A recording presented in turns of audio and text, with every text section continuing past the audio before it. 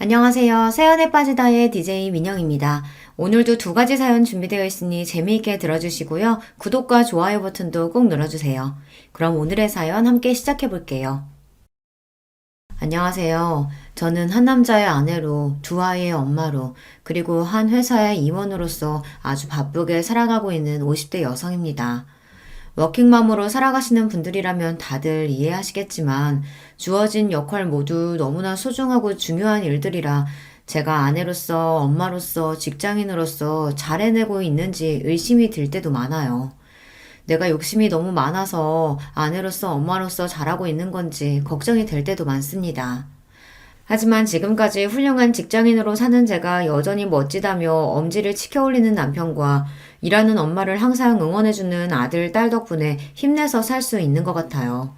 이렇듯 제 가족들은 직장인으로서의 제 가치를 인정해주며 서로를 보듬어주는 소중한 존재이지만 이런 저를 깎아내리지 못해 안달인 사람들도 있었습니다. 바로 제 동서되는 사람들이에요. 사람의 진정한 가치를 평가하지는 못할 망정 항상 눈에 보이는 성과에 집착하고 사람을 조건으로 따지는 동서들을 그래도 너른 마음으로 이해해 보려고 했지만 그것도 그럴 가치가 있는 사람한테나 통하는 일이더라고요. 그래도 제가 성격이 무던한 편이라 그러려니 늘 넘어가고는 했는데 정작 저보다 제 남편이 저를 깔아뭉개지 못해 안달인 동서들에게 아주 화가 많이 났던 모양이에요. 내 마누라 발끝에도 못 미치는 인간들이 감히 누구 앞에서 내 아내를 무시해? 내 도움 없었으면 사람 사는 꼴도 못 갖추고 살았을 것들이. 아주버님, 저희가 잘못했어요. 그냥 저희는 아주버님 조건에 비해서 형님 조건이 떨어지니까 안타까운 마음에. 이게 아직도 정신을 못 차리고? 고정하세요, 아주버님. 저희가 정말 잘못했어요. 저희 남편이 부처님 가운데 토박이라고 불리는 사람이거든요. 평소에는 늘 허허 웃는 낯이라 좀 얕잡아 보는 어리석은 사람들도 많은 편인데 저들 역시 제 남편을 그렇게만 봤겠죠. 하늘 무서운 줄 모르고 저 깔보다가 저보다 또 더 저를 아끼는 저희 남편에게 호되게 세상 매운맛을 본 동서들이었죠. 대체 어떻게 된 이야기인지 궁금하신가요? 지금부터 그 자세한 이야기를 들려드리도록 할게요. 저희 남편은 삼형제 중 장남으로 태어났습니다. 형제 모두 머리가 좋은 편이라서 좋은 학교 나와 좋은 대학에 들어갔고요. 그 중에서도 제 남편이 공부 머리가 제일 좋았어요. 셋 중에서도 군계 일학이었죠. 대학도 가장 좋은 곳을 나왔고요. 저 역시 남편과 마찬가지로 저희 친정에서 가장 공부를 잘하는 자식이었습니다. 아무래도 대학 동기로 만나 남편과 유난히 마음이 잘 맞았던 것도 첫째로 태어나 집안 기대를 한껏 받으며 자랐다는 공통점이 있었기에 가능했던 것 아닐까 싶습니다. 저에게는 도련님이 되는 둘째 시숙과 셋째 시숙 역시 캠퍼스 커플로 만나 결혼까지 이르게 된 경우였어요. 아무래도 다들 비슷한 사람끼리 만나기 마련이니 그게 자연스럽기는 하죠. 하지만 맞이인 저희가 가장 먼저 결혼한 건 아니었습니다. 남편도 마찬가지지만 제가 일에 욕심이 좀 많은 편이거든요. 대학 졸업하고는 대학원에 진학한다고 박사학위까지 마친 후에는 제 커리어 쌓느라 바빠서 결혼은 차일피일 미뤄지고 있었습니다. 당시 제 나이를 고려하면 슬슬 혼기가 넘어가고 있었어요. 처음에는 공부 욕심 많은 큰딸 뜻에 군말 없이 따라주시던 저희 친정 부모님조차 이제는 일 좀 그만하고 시집 갔으면 하고 내심 바라셨습니다. 하지만 그런 저를 항상 지지해주고 같은 사회인으로서 존중해준 것이 바로 남편이었어요. 나 당신 일 욕심 많은 거 좋아. 처음부터 모르고 연애 시작했던 것도 아니고 당신같이 능력 있는 사람이 시집 간다고 그 좋은 머리에 집안에만 틀어박히는 게 오히려 사회적인 낭비야. 난 언제고 기다릴 수 있으니까 걱정하지 말고 당신 하고 싶은 거 다 해.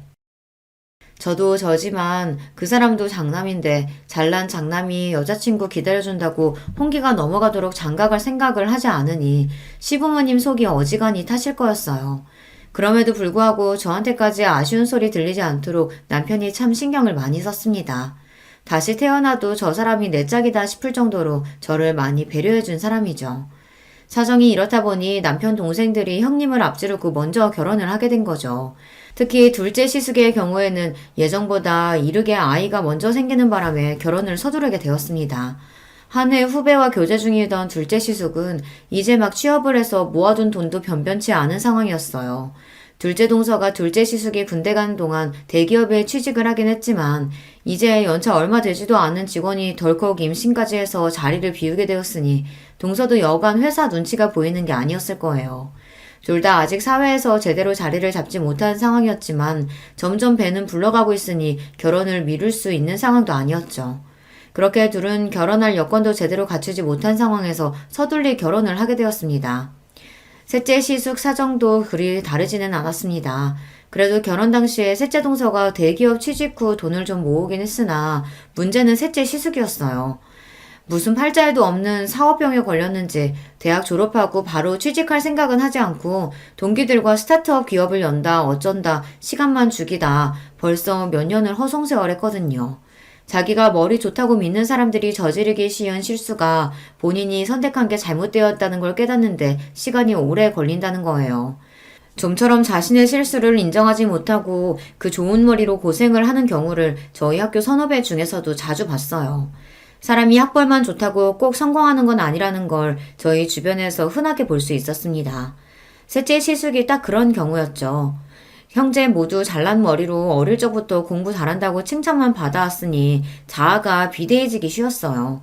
세상에 잘난 사람이 얼마나 많은데 그걸 늦게 깨달을수록 본인 고생만 커지는 법이죠.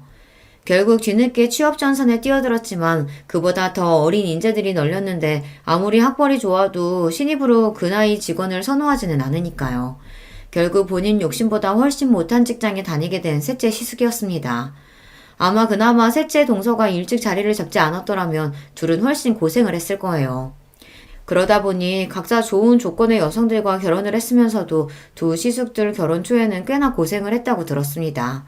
형님이 워낙 자리를 잘 잡았으니 선뜻 먼저 도와주지 않았더라면 고생이 더 커졌겠죠. 그 고마움을 알아서인지 시숙들이 남편에게 참 잘했습니다. 형수인 저한테도 참 잘했고요. 아직 결혼하지 않았을 때에도 저희에게 형수 되실 분은 저 하나뿐이라며 곧잘 추켜 세워주곤 했어요. 우리 형 장가 좀 가게 해주세요, 형수님. 여자라곤 형수님밖에 모르는 사람인데 저러다가 진짜 노총각으로 늙어 죽겠어요. 얘가 경진이 부담스럽게 왜 이래. 때 되면 하겠지. 형이 이렇게 패기 없으니까 우리가 옆에서 더 이러는 거야. 남자가 할 땐 박력 있게 딱 얘기할 줄도 알아야지.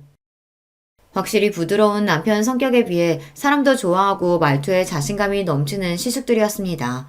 워낙 오래 본 사이라 예비 시댁 식구가 될 사람들이라는 부담감보다는 저도 그들을 편히 대했어요. 그래서 결혼해서도 시댁 식구들과는 잡음 없이 잘 지낼 수 있을 줄만 알았습니다. 연애를 제법 오래 했기 때문에 이미 양가 부모님들과는 모두들 안면이 있었고 큰아들 늦은 결혼의 원흉이긴 했으나 남편이 워낙 제게 유별나게 굴었기 때문에 저 아니면 결코 결혼하지 않을 거라는 것도 알고 계셨거든요. 이러나 저러나 남편의 유한 성격은 시부모님 유전이었기에 이런 부족한 며느리도 사랑으로 감싸주셨죠. 저희 친정에서 제 남편에 대한 대접은 거의 국빈 대접이라고 해도 과언이 아니었습니다. 아무리 잘난 딸내미라고 하더라도 남편 조건 역시 그에 묻지 않았고 지금이야 여자들도 자기 목소리 내며 어깨 펴고 사는 시절이라고 하지만 저 시집 갈 때만 하더라도 여자가 너무 조건 좋은 것도 결혼 상대로 그리 반기는 분위기는 아니었거든요. 결혼하면서 일 정리하는 여자들이 대부분이었고요. 그런데 일 욕심 많은 저를 다 이해해주고 거의 연애 10년을 기다려주는 남자는 정말 흔치 않았습니다. 저희 부모님 입장에서 제 남편은 귀인이나 다름없었어요. 우리 허서방이 우리한테는 은인이다, 은인이야. 아니었으면 우리 경진이 저 고집스러운 성격에 어디 시집이나 가려고 들었겠어? 허서방이나 되니까 우리 딸내미 감당되는 거지. 암만 우리 사이가 최고지. 우리 딸이랑 천생연분도 이런 천생연분이 없어. 민망하게 또 그러신다. 제가 경진이 만나 복이 많죠. 저희 친정부모님도 남편도 서로에게 참 잘했습니다. 제 친정 자매들 역시 남편을 참 잘 따랐어요. 똑똑한데 잘난 남편답지 않게 잘난 척 할 줄도 모르고 그저 서글서글한 사람이었으니 동생들이 잘 엉겼죠. 남편이 아들 부잣집 맞이였다면 저는 딸 부잣집 맞이였어요. 제 동생들 입장에서 남편은 그야말로 꿈에 그리던 오빠의 이상향이나 다름없었어요. 제 언니보다 형부를 더 잘 따르는 건 예견된 일이었습니다. 애들 때문에 정신이 하나도 없지? 어째 자기만 보면 어리광이 느는 것 같아. 나야 형부라고 불편하게 생각 안 하고 편하게 대해주니까 좋지. 나 자기 가족들이랑 어울리는 거 진짜 좋아하는 거 알잖아. 어쩜 말도 저렇게 이쁘게 하는지 역시 제가 선택한 남자였습니다. 많이 배운 여자, 먹물 많이 찬 여자는 드세서 좋은 신부감 되기는 글렀다는 말을 창피할 줄도 모르고 하는 제 주변 가부장적인 남자들과는 차원이 다른 남자였습니다. 친정 부모님 말씀이 틀린 게 아니었어요. 남편이 아니었다면 애초에 결혼할 생각도 들지 않았을 겁니다. 그렇게 남편의 삼형제 중 가장 늦게 저희가 웨딩 마치를 올리게 되었습니다. 그날은 양가 부모님들이 모두 눈물바람이었어요. 양쪽 집안에서 저희 결혼을 너무 기다리셨습니다. 남편은 그럴 만한 가치가 있는 일이었다고 했지만 제 욕심 때문에 양가 부모님은 물론 남편까지 너무 기다리게 한 것 같아 죄송스러웠어요. 그런 만큼 결혼해서 시부모님께도 그렇고 남편에게도 그렇고 정말 잘하리라고 굳은 다짐을 먹었습니다.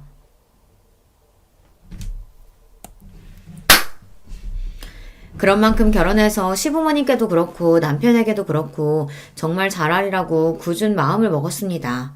연애할 때도 저한테 참 잘하는 사람이었지만 같이 사니까 남편은 정말 자상하고 가정적인 남자였어요. 저 결혼하고 나서 제 손으로 아침 차려본 일이 손에 꼽힐 정도예요. 제가 워낙 아침잠이 많은 편이거든요. 아침 시간에는 늘 출근 준비하는 것만으로도 전쟁일 정도입니다. 반면 남편은 저보다 훨씬 잠이 적은 편이에요. 아침에는 항상 저보다 먼저 일어나고요. 신혼 초에는 저 깰 때쯤 이미 자기 출근 준비를 다 마치고 같이 먹을 아침까지 차려놓는 남편한테 민망한 일이 한두 번이 아니었습니다. 그렇게 머쓱해하는 저를 보며 남편이 대수롭지 않게 말했습니다. 저녁 준비는 거의 당신이 다 하잖아. 그럼 내가 아침 준비할 수도 있는 거지. 둘 다 출근하느라 바쁜 거 똑같은데 당신만 요리하라는 법 있어?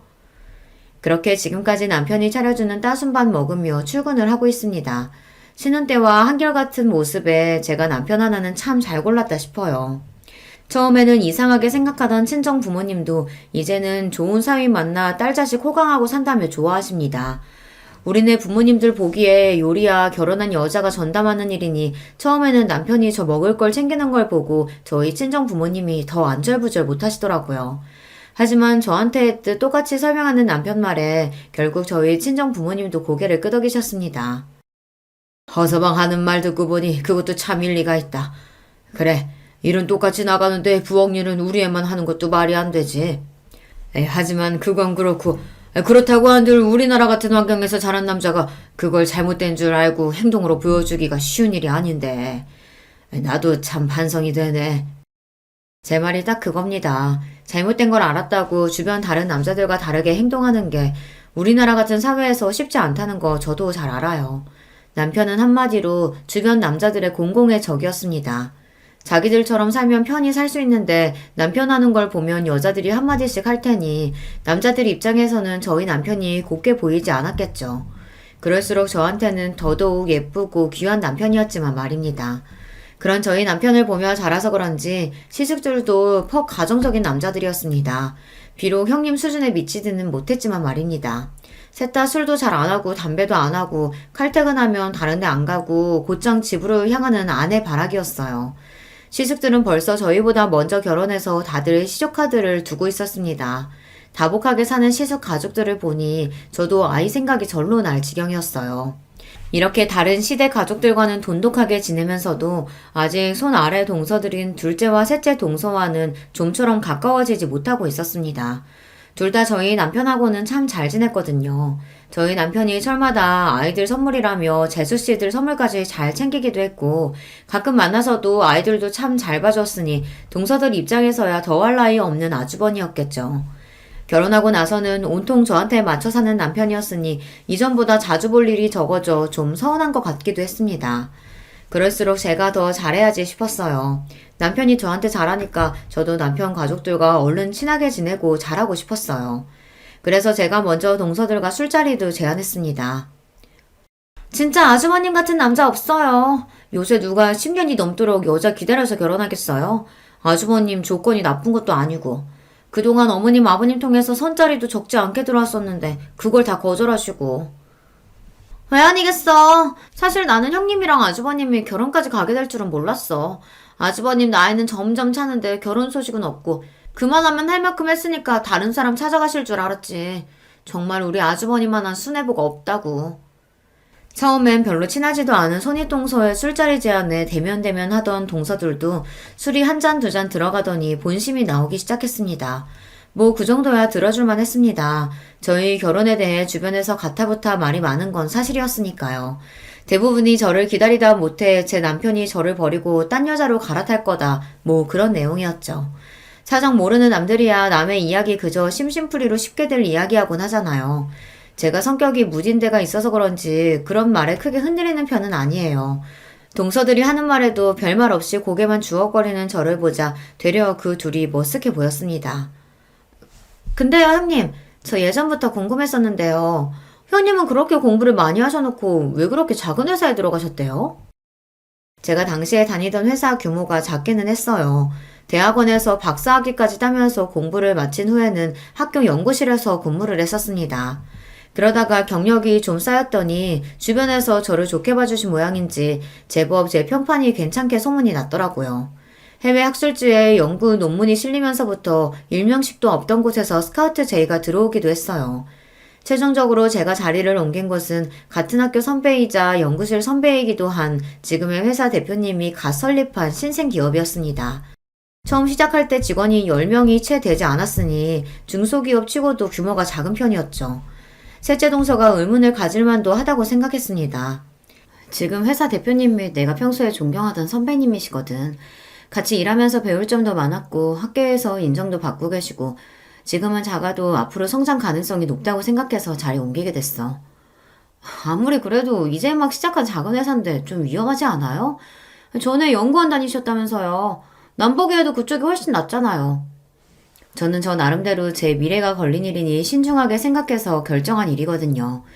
그리고 실제로 아직 규모가 크지 않았음에도 불구하고 각종 정부 사업도 따내고 해외에서도 슬슬 입질이 올 정도로 작지만 내실 있는 회사였습니다.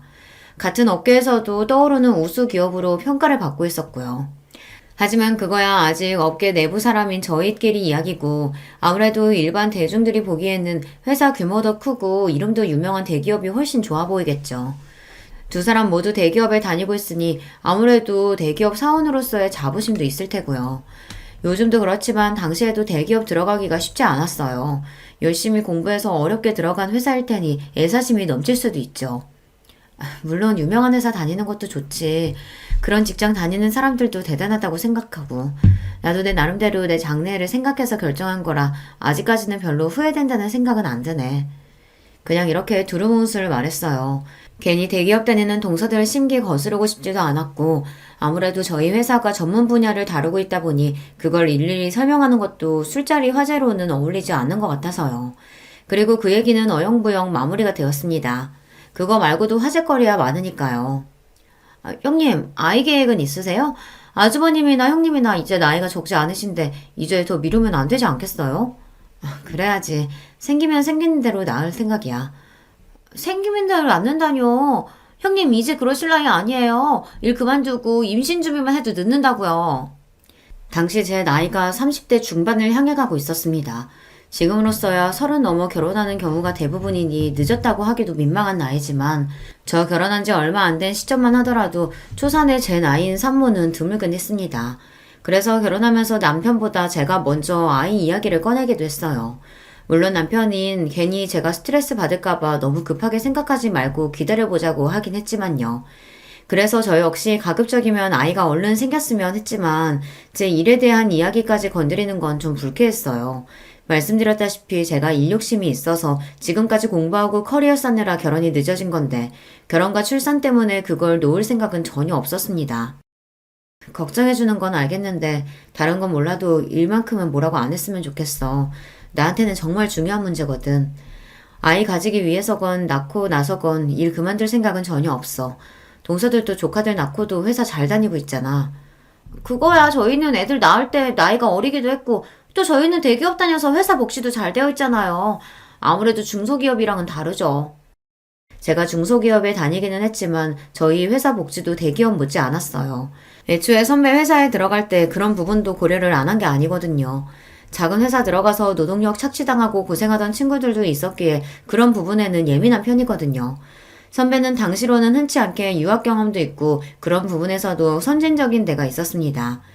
지금은 흔한 형태이지만 전 직원들에게 회사 지분 일부와 인센티브를 제공하기도 했고요. 현재보다 미래가 기대되는 회사이기에 이런 점들이 모두 매력 포인트로 다가왔습니다. 한마디로 동서들에게 그런 걱정을 들어야 할 필요는 없었다는 거예요. 어쨌든 그런 점들 또한 일일이 설명할 필요는 없다고 생각했기에 그것도 그냥 그렇게 넘겼습니다. 이래저래 걸리는 부분들은 좀 있었습니다만 이만하면 생각보다 그 자리가 그렇게 힘들지는 않았다고 생각했어요. 비록 자신들이 다니는 대기업에 대한 자부심이 좀 지나쳐서 다른 사람 일자리를 좀 업심여기 있는 경향이 있다고 느껴지기는 했으나 그런 사람들이야 워낙 많이 봐서 그러려니 하기도 했고요. 그리고 내내 직업인으로서만 산 저보다는 직장 경험과 결혼 생활을 모두 겪어본 동서들이 하는 말이 더 현실에 기반하고 있지 않을까 싶기도 했어요. 비록 그 둘이 제 손 아래 동서라고 하지만 결혼 생활을 저보다 훨씬 길게 한 사람들이니 손이 하면서 있지도 않은 권위를 내세울 생각도 없었고요. 무엇보다도 실전에서는 경험이 깡패 아닙니까? 결혼 전에 몇 번 보지 못해서 둘을 잘 알지는 못했지만 그래도 그 두 사람이 손이똥서인 저와 일부러 잘 지내지 않으려고 하는 게 아니라면 제게 공격적으로 나올 이유가 없었으니 결국엔 다 저 좋으라고 하는 소리겠거니 했습니다. 그런데 남들 귀에는 별로 그렇게 들리지 않았나 봐요. 그러고 나서 얼마 지나지 않아 명절을 맞이해 시댁에 온 가족이 모였습니다. 저희 친정은 저보다 일찍 결혼한 여동생들이 있긴 해도 아직 아이가 없어서 명절이라고 그렇게 시끄러운 편이 아니에요. 그런데 시댁에는 아이들도 여럿이다 보니 북적북적한 게 제법 텔레비전에서 나오는 명절 분위기가 나더라고요. 좀 정신이 없기는 했지만 이것도 나름 명절답고 괜찮다 싶었습니다. 차례 지내고 할 일 다 끝나고 나니 다들 맛있는 거 먹으면서 서로 근황도 전하고 이야기꽃을 피웠습니다. 얼마 전 동서들끼리 술자리를 가졌다는 말에 둘째 시숙이 너스레를 떨었습니다. 형수님, 저희는 쏙 빼놓고 여자들끼리만 술 마시고 서운합니다. 도련님도 참, 저희는 저희끼리도 자주 봤잖아요. 다들 부인들이 어찌나 예쁜지 잘 보여주지도 않는 바람에 이렇게라도 얼굴 보고 대화 좀 했어요. 그래서 여자들끼리 즐거운 시간 보내셨어요? 그럼요. 서로 얘기도 많이 하고 특히 동서들이 내 걱정 많이 해주길래 내가 도움이 많이 됐어요. 걱정? 아, 우리가 아직 아기가 없으니까 아무래도 동서들이 걱정이 됐나 봐. 내가 다니는 회사가 작으니까 아이 준비하면서 다니기 힘들까 싶어서 걱정도 해주고. 아무래도 결혼 선배님들이시니까 내가 미처 생각하지 못했던 부분들 얘기도 많이 해주더라고. 저는 정말로 호의로 받아들여서 이야기를 한 건데 두 동서 표정이 당황스러움으로 물들었습니다. 남편을 포함한 삼형제 얼굴도 뭔가 애매하더라고요. 그제야 내가 꼬아 얘기한 걸 굳이 쫙쫙 펴서 들은 건가 싶었습니다. 상황이 뭔가 요상하게 돌아가기 시작하자 남편이 애써 굳힌 얼굴을 풀고 말했습니다. 우리 재수씨들이 손인 형님 들어오셨다고 이래저래 걱정이 많으셨나 보네. 그래도 이 사람이 똑부러진 사람이라 걱정하실 일은 없을 거예요. 더군다나 남편인 제가 이 사람 능력 있는 걸 이렇게나 좋아하는데 걱정하신 만큼 제가 더 잘하겠습니다. 특히나 제가 능력 있는 걸 좋아한다는 부분을 힘주어 말하는 남편이었습니다. 한마디로 내 아내 직장 문제 가지고 왈가왈부하지 말라는 경고나 다름없었어요. 부드럽게 말하기는 했지만 평소에 워낙 싫은 말 하는 일이 없는 사람이라 그런지 두 동서들 표정이 경직되는 게 느껴졌습니다. 아니, 저희는 그냥 걱정이 돼서요. 아주머님이 여기서 어떻게 더 잘하시겠어요? 평소에도 그렇게 잘하시면서. 그럼요. 저는 두 분 닮은 조카 얼른 보고 싶은 마음에 말씀드린 거예요. 급히 수습하는 둘을 보자니 내가 눈치가 없었구나 싶었습니다. 저 둘이 설마 저를 견제하리라고는 생각도 못했거든요. 이미 이 집 식구로 잘 자리 잡은 사람들이고 아직 잘 알지도 못하는데 그럴 이유가 있겠나 제가 너무 단순하게 생각한 거죠. 동서지간이라는 거 생각보다 참 복잡한 거더라고요. 단순한 인간관계를 지향하는 저로서는 좀 이해하기 힘들었지만 그래도 아직은 좋은 게 좋은 거라고 모두와 잘 지내고 싶었기에 다음에는 이런 화제 꺼낼 때 좀 조심해야겠다 싶었습니다. 좀 그렇네. 남의 직장 이야기는 그렇게 경솔하게 하는 게 아닌데. 집에 돌아와서까지 답지 않게 기분 나쁜 티를 내는 남편이었습니다. 자기 일로는 참 무던한 사람인데 저나 나중에 태어난 아이들 문제로는 민감한 데가 있더라고요. 하지만 결혼 후에 처음으로 보는 남편 모습이었기에 저는 남편이 좀 예민하게 반응하는 게 아닌가 하고 생각했습니다. 아까 얘기 잘해놓고 뭘 아직까지 마음에 담아두고 그래. 내가 문제가 아니라 당신 기분 나쁘지 않았어? 난 솔직히 아까 동서들 반응 보고서야 그게 내 신경 긁으려고 한 얘긴 줄을 눈치챘어. 나도 참 눈치 없다, 그치? 웃어넘기는 저를 보고 자기가 더 미안한 표정을 짓는 남편이었습니다. 아무렴 제가 아니라 남편이 나서서 한 소리 했는데 또 이렇게 은근슬쩍 제 신경을 긁으려 들기야 할까 싶었습니다. 뭐 저 정도로 긁힐 제 신경이 아니긴 했지만요. 그런데 동서들 입장에서는 결혼 전에 한 번도 자기들한테 싫은 소리 한 적이 없었던 아주버님이 결혼하고 저런 소리를 한다는 게 다 제 딸처럼 느껴졌던 모양이에요. 그전에도 그들과 그리 잘 어우러지는 느낌은 아니었는데 저러고 나서는 은근히 저를 대화에서 배제하는 느낌이었어요. 결국 이렇게 되었구나 싶으면서도 솔직히 그럴 수도 있다고 생각했어요.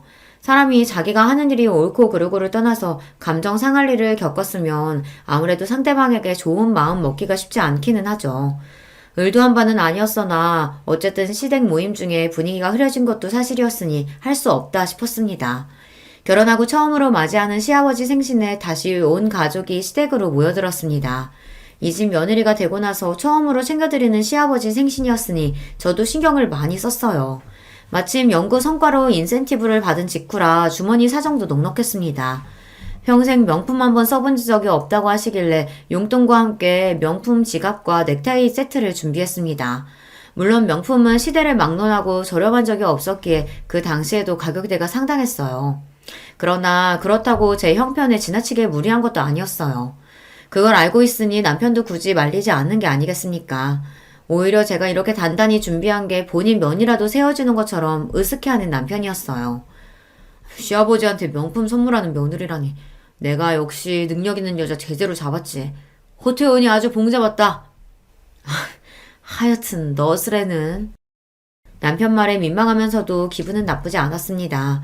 부디 시아버지께서도 저렇게 좋아해 주셨으면 더 바랄 게 없겠다 싶었죠. 다행히 선물 받고 아버님이 아주 기뻐하시더라고요. 세상에 내 팔자에 명품을 다 써보고 내가 우리 큰며느리 덕에 아주 호강한다. 고맙다 아가. 내가 아주 평생 아껴 쓸게. 아유 아니에요 아버님 별거 아니에요. 해지면 새 걸로 바꿔드릴 테니까 아끼지 말고 편하게 쓰세요. 와 우리 형수님 멋있다. 역시 능력자는 다르네. 하여튼 너스레 떠는 건 이 집 남자들 유전인가 봅니다. 어머님까지 그 광경을 보며 만면에 미소를 띄우셨습니다. 이 분위기에 좀처럼 섞이지 못한 건 동서들 두 사람뿐이었어요. 우리 형님 시집 오셔서 처음 맞는 시아버지 생신이라고 무리하셨네. 당분간 좀 힘드시겠어요? 그러게 작은 회사에서 월급도 얼마 안 나올 텐데. 이번에는 눈치 없는 저도 대번에 알아차릴 수 있을 만큼 두 사람 말투에 가시가 돋쳐 있었습니다. 순식간에 주변 분위기가 찬물을 끼얹은 것처럼 싸하게 가라앉았어요. 순간 성질을 못 이기고 내뱉어놓고 둘 다 아차 하는 게 보이더라고요. 그래봤자 늦었지만 말입니다. 이 사람이 분위기 좋은데 괜히 왜 심술이야. 형수님이 어려서니 알아서 하시겠지. 작은 회사니 어쩌니 하는 소리가 왜 나와? 아니 우리는 걱정돼서 하는 말이지. 그래도 이 사람이. 한창 분위기 좋았는데 순식간에 불화의 씨앗이 싹 탔습니다. 특히 시부모님 표정이 너무 안 좋더라고요. 너희들이 그렇게 말하면 내서 준비한 큰애 기분이 어떻겠냐? 받는 나는 또 어떻고? 그러게 말이다. 너희들 지금 너희 큰형님만 무안준 게 아니라 네 시아버지까지 물색 없는 사람 만든 거야. 좋은 날 이게 무슨 일이니? 중간에서 저만 괜히 새우등 터져서 안절부절 못했습니다. 그런 저를 보더니 남편이 제 손을 꼭 쥐고는 낮은 목소리로 말했어요. 제가 저번부터 말하고 싶었는데 대체 왜 그렇게 이 사람 직장을 까내리지 못해서 날린 겁니까? 이 사람 능력 업계에서도 알아주는 사람이고 그래서 지금 회사도 대표한테 직접 스카우트 받아서 좋은 대우 받으면서 간 거예요. 그래서 들어가면서도 과장 직감 단 거고요. 중소기업이라니까 무슨 구멍가게라도 되는 줄 아시는 모양인데 내실 있는 기업이라고 평판도 좋아요.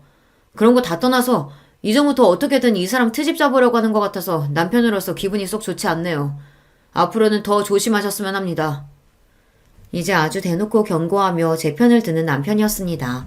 동서들이 말실수한 게 있으니 아무도 그 말에 의의를 제기하지 않으셨어요. 방금 건 저도 동서들이 선 넘었다 싶었습니다. 제가 마음에 들지 않는 건 들지 않는 거고 굳이 어른들 들리시는 데에서까지 저러는 건 지나쳤죠. 물론 이번에도 제가 이야기하기도 전에 제 남편이 상황을 정리했지만요. 이런 걸로 절대 서운하게 하는 법이 없는 사람이었습니다. 기껏 좋은 선물 준비해서 시아버지께서 생신날 기쁜 마음만 가지셨으면 했는데 또 경솔한 발언을 한 돈서들 때문에 기쁨이 반감된 것 같아 저도 기분이 썩 좋지 않았습니다. 하필 생신에 왜 그런 소리를 해서 다음에 저런 소리 하면 그때는 나도 제대로 한 소리 해야지 싶었습니다. 그렇게 애매한 분위기 속에 자리를 파하게 되었어요. 그리고 얼마지 않아 저에게 기쁜 소식이 생겼습니다. 오랜 시간 공을 들였던 프로젝트가 성황리에 마무리되어 해외 특허까지 따내게 된 거였어요. 대부분의 프로젝트 책임자가 선배인 대표님이었던 예전과 달리 제가 단독으로 책임자로 나선 건이었죠. 당연히 대표님도 뛸 듯이 기뻐하셨습니다. 내가 뭐라 그랬어. 내가 너 연구실 나온 거 절대로 후회하지 않게 해줄 거라고 했지? 여기서 훨씬 네 재능 펼칠 기회 많을 거라고. 내가 사람 보는 눈이 틀리지가 않았어. 회사에서는 깍듯하게 직급으로 부르던 것도 있고 기쁨을 감추지 못하는 대표님이셨습니다. 저 역시 뿌듯했어요. 연구실 시절 제 이름으로 논문 기재에 성공한 적이 있기는 해도 이렇게 눈에 띄는 성과는 저도 처음이었으니까요. 지금까지 긴 시간 밤을 새워가며 열심히 공부한 보람이 느껴지는 순간이었습니다. 과장으로 입사한 지 1년을 조금 넘긴 시점에 승진까지 하게 되었어요. 무려 부장 자리였어요. 아무리 작은 회사라고 해도 제 나이를 고려했을 때 초고속 승진이나 다름없었습니다. 차장 직급이 없는 저희 회사에서는 다음에 승진하면 바로 이사진으로 경영 참여가 가능할 정도였어요. 규모가 작은 만큼 전문 인력으로만 채운 자리였기 때문에 쉽지 않은 일이었습니다. 게다가 회사는 날이 다르게 기업 가치를 높여가고 있었습니다. 얼마 전 상장한 이후 입사 때 제게 주어진 회사 지분의 가치가 쑥쑥 올라가고 있었고요. 이래서 회사 스타팅 멤버로 들어가는 게 참 중요해요. 이 기쁜 소식을 가장 먼저 전한 건 역시 남편이었습니다. 근무 시간 중에 전화를 받아놓고도 제가 승진 소식과 프로젝트 성공 소식을 함께 전하자 전화통이 떠나가도록 기뻐서 소리를 지르는 남편이었습니다. 여보, 정말 축하해. 우리 경진이 진짜 대단하다. 그동안 그걸로 그렇게 가슴을 졸이더니 결국은 해내는구나. 이제 이 과장님이 아니라 이 부장님이네? 신랑은 이제 간신히 과장 달았는데 우리 마누라는 부장님이라니. 내가 알아서 모셔야겠다. 이렇게 아니라 오늘은 축하 파티를 제대로 열어주겠다는 남편을 겨우 진정시켜 전화를 끊었습니다. 기쁜 일이 생겼을 때 나보다 더 기뻐해주는 사람이 있다는 게 참 좋더라고요. 역시 이 사람과 결혼하길 잘했다는 생각에 뿌듯했습니다. 신이 난 남편이 사방에 전화를 돌리는 바람에 온 식구들이 제 승진 소식을 당일에 접하게 되셨어요. 친정이고 시댁이고 할 거 없이 말입니다. 친정 부모님과 시부모님들이 다들 고생했다며 내일처럼 기뻐해 주셔서 몸둘 바를 모르겠으면서도 기분이 좋았어요. 이제는 내 새끼 잘했다며 칭찬해 주시는 분들이 2분 더 늘어나셨으니까요. 시숙들 역시 축하 전화를 걸어왔습니다. 우리 형수님 진짜 대단하다. 나는 부장님은 배불뚝이 중년 아저씨나 돼야 되는 건 줄 알았는데 우리 형수님은 벌써 관리직급이네요. 나 아는 중에 가장 출세한 사람이 형수님인 거 알아요? 우리 파티해야죠, 파티. 이런 경사에. 아휴, 파티는 무슨. 축하해 주신 것만으로도 감사해요. 한사코 거절하는 저에게 파티를 해준다고 난리가 난 둘째 시숙이었습니다. 저를 축하하려고 하는 것 또한 진심이었겠지만 얼마 전 시아버지 생신날 서로 감정 상한 일이 있었으니 제 승진 축하 겸 동서들과 감정을 풀 자리를 만들려고 한 거겠죠. 저 역시 앞으로 계속 볼 사람들이라면 얼른 감정을 풀고 잘 지내고 싶었기에 평소와 달리 화끈하게 말했습니다. 에이, 기분이다. 내가 승진턱 낼게요. 우리 다 같이 한번 뭉쳐요. 와, 화끈하다. 그렇게 세 부부끼리 회프를 푸는 자리가 마련되었어요. 이래저래 감정이 가스레질 일이 많았던 터라 이참에 다들 풀었으면 싶어서 일부러 제가 정말 기분 낼 때나 가는 고급 라운지바에 예약을 잡았습니다. 당시에는 아직 그런 문화가 활성화되지 않아 저랑 남편을 제외하고 그런 고급스러운 곳은 처음 경험하는 거였어요. 와, 형수님 오늘 단단히 준비하셨네. 형수님 덕분에 이런 데도 나와보고 진짜 호강하네요. 아직 꽁한 기분으로 나와 떨떠름하게 서있던 동서들도 모임 장소를 보더니 눈이 휘둥그레졌습니다. 대기업 접대 자리로도 이용되는 곳인데 아무래도 동서들은 아직 평사원이다 보니 이런 곳에 와볼 일은 없었겠죠. 이왕이면 이런 걸로라도 점수를 좀 땄으면 싶었어요. 와, 이 양주 진짜 비싼 건데 병째로 마셔도 괜찮아요? 저 오늘 좋은 날이잖아요. 오늘은 마시고 싶은 거 다 마셔도 상관없으니까 가격 보지 말고 원 없이 드세요. 분위기도 더할 나위 없이 좋았어요. 저나 남편이야 그날 기분이 최고였고 쭈뼛대던 동서들도 좋은 술 한 모금씩 넘기고 나니 표정이 좀 풀어졌더라고요. 남편은 이번 프로젝트 때문에 제가 얼마나 고생을 했는지, 승진한 마누라가 얼마나 대단한지 팔불질처럼 자랑을 늘어놓느라 잔뜩 신이 나 있었습니다. 그렇게 다들 화기애애하게 이야기를 주고받는 동안 동서들 술 마시는 속도가 점점 빨라지고 있었어요. 처음에는 오늘 술이 좀 받는가 보다 하다가 나중에는 저대로 놔둬도 괜찮나 걱정이 되더라고요. 그래서 동서에게 걱정스러운 마음에 한마디 건넸습니다. 동서, 괜찮아? 물도 좀 마셔가면서 천천히 마셔. 왜요? 막상 비싼 술 사려니까 아까워요? 가시돋친 둘째 동서 말투에 순간 주변이 조용해졌습니다. 아, 또 시작이구나 싶었죠. 어째 오늘은 좀 조용히 넘어가나 싶었는데 이 정도로 동서들 심술을 달래기에는 역부족이었나 봅니다. 그래도 어지간하면 잘 넘기려고 다시 부드럽게 말했습니다. 아깝긴 축하해줘서 고마워서 한턱 내는 건데. 중소기업 부장이 뭐 그렇게 대단한 자리라고 내가 축하식이나 해요? 저 사람이 하도 닥달하길래 어쩔 수 없이 나온 거예요. 어떻게든 분위기를 풀어보려던 제 노력은 숲으로 돌아갔습니다. 그쯤 되니 저도 그냥 될 대로 되라 싶더라고요. 언제까지 제가 동서 기분을 맞춰주겠습니까? 동서, 축하해줄 생각 없으면 그냥 거절하지 그랬어. 꼭 그렇게 꼬아서 말해야겠어? 이제 본심 나오시나 보네. 왜요? 저희가 축하 안 한다니까 안 입고 오세요? 아니 근데 대기업자는 저희 입장에서야 중소기업 부장 별거 아닌 건 당연한 거 아니에요? 당신 진짜 미쳤어? 아 내가 틀린 소리 했어? 왜 소리를 질러? 나만 해도 어떻게든 계약 하나 따내겠다고 들러붙는 중소기업 부장들이 한둘인 줄 알아.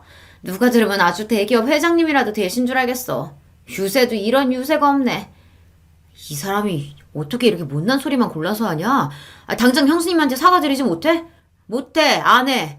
내가 뭐가 아쉬워서 중소기업 직원한테 사과식이나 해야 돼. 아주 가관이었습니다. 더는 못 봐주겠기에 한 소리 하려던 차에 남편이 먼저 선수를 쳤습니다. 다들 입 닥치지 못해? 남편 입에서 처음 듣는 욕설에 다들 그 자리에 얼어붙어 버렸습니다. 욕을 듣는 당사자인 동서들도 그렇지만 저도 정말 놀랐어요. 남편이 그렇게까지 화내는 모습은 그때 처음 보았습니다. 내가 내 마누라 자랑스러워서 부르는 자리에 유세? 이 사람은 평생 자기 자랑이라고는 할 줄 모르는 사람이야. 꼴랑 대기업 다닌다는 이유로 세상 제일 잘난 줄 착각하고 사는 니들하고 같을 줄 알아? 우리 와이프야말로 이런 식으로 엮이지 않았으면 니들 같은 인간들하고는 어울릴 일이 없는 사람이라고, 알아? 당장이라도 잡아먹을 듯한 기세로 고함을 치는 남편 모습에 두 사람이 벌벌 떨기 시작했습니다. 중소기업 부장이니 대단할 것도 없다고? 무식한 소리하고 자빠졌네. 이 사람 회사 가치는 지금 시가총액 100억이 넘어. 니들은 신문도 안 보냐? 이 사람이 성공시킨 프로젝트로 정부 계약에 해외 특허까지 따냈다고.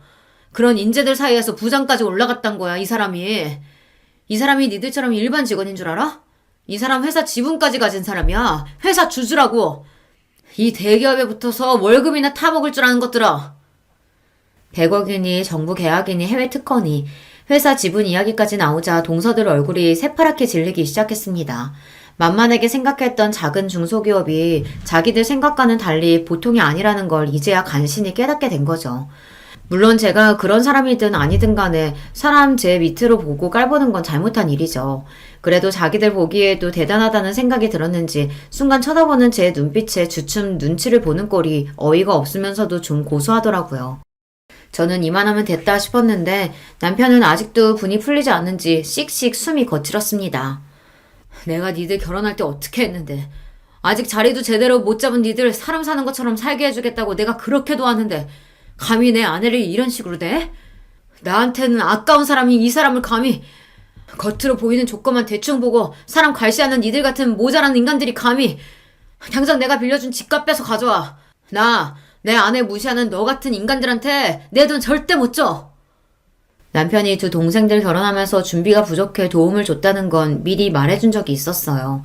아무래도 남편 벌이가 가장 좋기도 하니 여윳돈도 있었으니까요.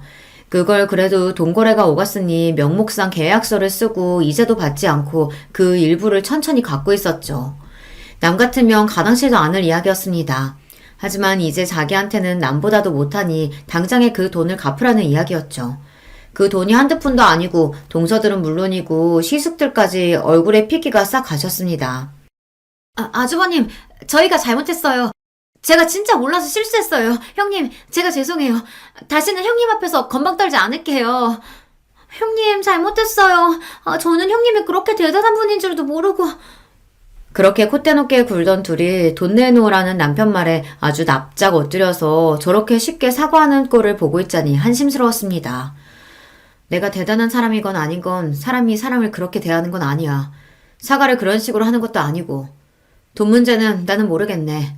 이 사람 돈인데 내가 왈가왈부할 일도 아니고 알아서 해결들 봐요.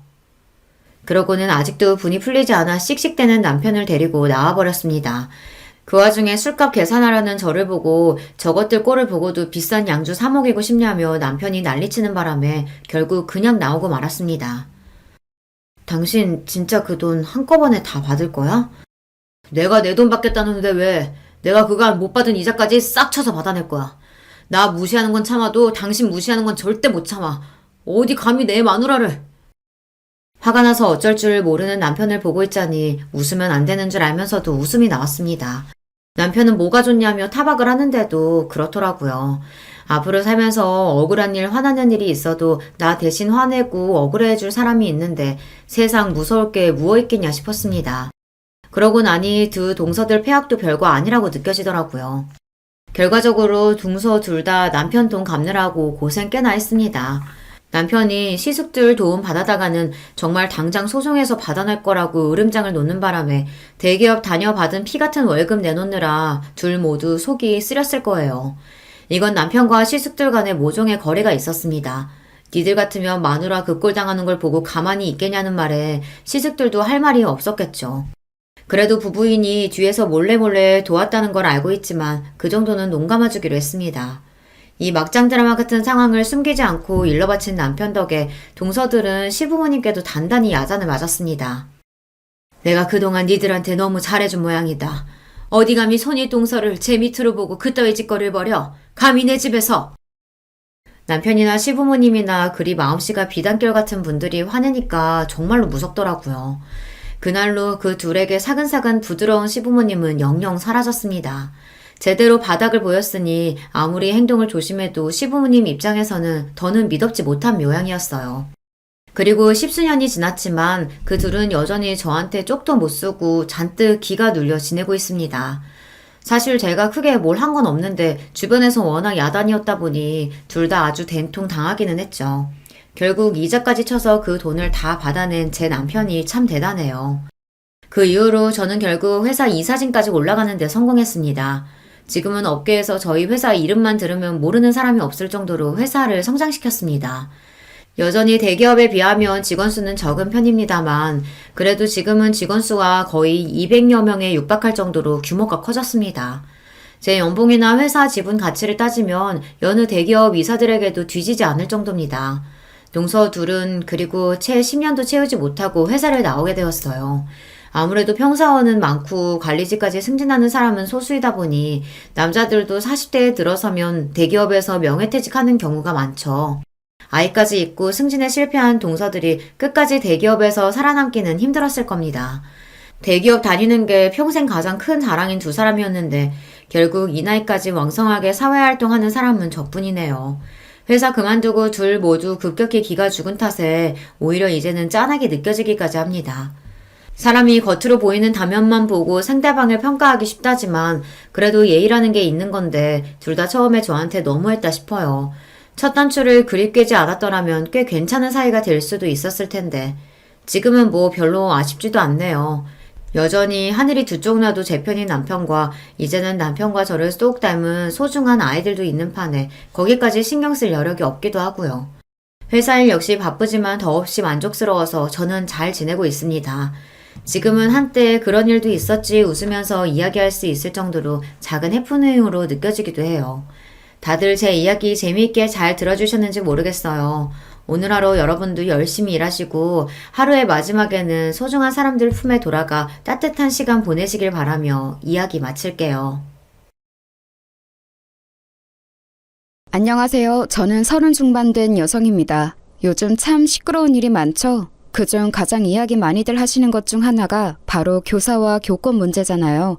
저도 이와 관련하여 겪었던 일이 있어서 이번 기회에 털어놔보고 싶어 사연을 보내드립니다.